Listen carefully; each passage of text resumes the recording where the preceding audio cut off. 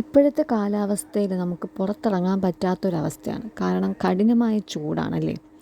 അപ്പോൾ അന്തരീക്ഷ താപനില ഒരു പരിധിക്കപ്പുറം ഉയർന്ന് ശരീരത്തിന് ചൂട് താങ്ങാൻ കഴിയാതെ വരുന്ന സാഹചര്യം ഉണ്ടാവുകയും ശരീര താപനില ക്രമാതീതമായി ഉയരുകയും വിയർക്കാനുള്ള ശേഷി നഷ്ടപ്പെടുകയും ചെയ്യുന്നത് കാരണം ഉണ്ടാകുന്ന ആരോഗ്യ പ്രശ്നമാണ് ഹീറ്റ് സ്ട്രോക്ക് അഥവാ സൂര്യാഘാതം.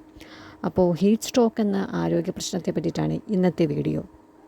സൂര്യാഘാതം സംഭവിച്ചാൽ ശരീരത്തിലെ പല നിർണായക പ്രവർത്തനങ്ങളെയും സാരമായി ബാധിക്കുന്നുണ്ട്.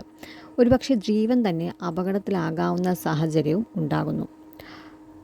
ആശയക്കുഴപ്പം, അവ്യക്തമായ സംസാരം, 40°C അതിലധികമോ ചൂടുള്ള പനി, ചൂടുള്ള വരണ്ട ചർമ്മം, കടുത്ത വിയർപ്പ്, ഛർദി, ചർമ്മം ചുവന്നു തുടുക്കുക, വേഗത്തിലുള്ള ഹൃദയമിടിപ്പ്, തലവേദന, ബോധക്ഷയം എന്നിവയെല്ലാം തന്നെ ഹീറ്റ് സ്ട്രോക്ക് സംഭവിച്ച ഒരാളിൽ നമുക്ക് കാണാൻ പറ്റും. അതുകൊണ്ട് തന്നെ സൂര്യാഘാതം സംഭവിക്കാതിരിക്കാൻ ശരീരത്തിലെ നിർജ്ജലീകരണവും ദ്രാവകത്തിൻ്റെ അളവും നേരിടാൻ ആവശ്യത്തിന് വെള്ളം കുടിക്കേണ്ടതുണ്ട്.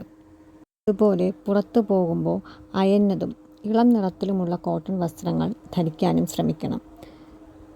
അപ്പോൾ ഇന്നത്തെ വീഡിയോ ഇഷ്ടമായെന്ന് വിചാരിക്കുന്നു. ഫോളോ ചെയ്യാൻ മറക്കണ്ട. Thank you.